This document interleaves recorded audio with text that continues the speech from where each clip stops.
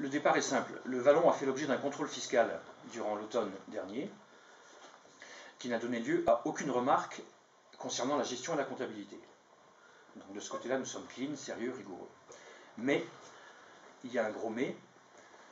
Vous vous rappelez sans doute qu'à l'automne dernier, le gouvernement avait voulu passer la TVA des parcs à thème de 5,5 à 19,6.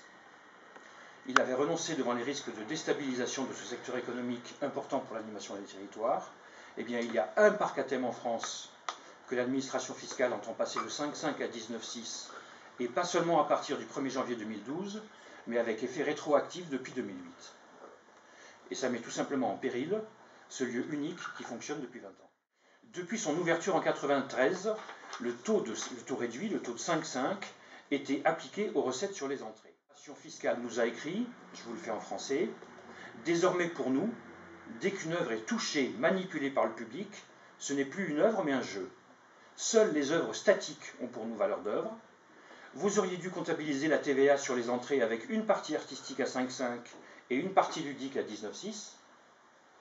Et comme vous ne l'avez pas fait, on vous redresse, depuis 2008, tout à 19,6.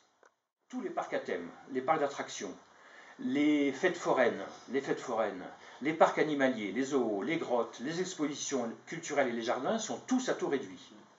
Seule une toute petite marché est à 19,6, les parcs aquatiques, les bases de loisirs et de plein air, les parcs acrobatiques en hauteur et les parcs ludo-récréatifs. Ça revient à la situation suivante.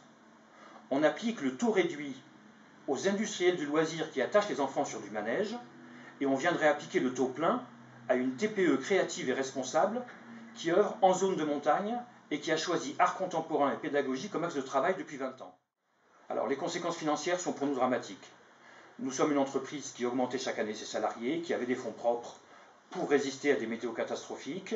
On avait la confiance des banquiers pour poursuivre nos investissements. Ce qui nous est demandé, plus ce qui va nous être imputé en 2012, je vais vous en reparler, c'est près de la moitié d'un chiffre d'affaires annuel, c'est 160 000 euros. 160 000, on ne les a pas. Je croyais qu'on était une entreprise debout, on se retrouve complètement à genoux. On est bloqué sur nos investissements, les salaires des salariés baissent de 20% parce que l'intéressement disparaît pour l'année dernière et pour les années qui viennent. La situation est catastrophique, on ne peut plus investir, on est dans la merde totale.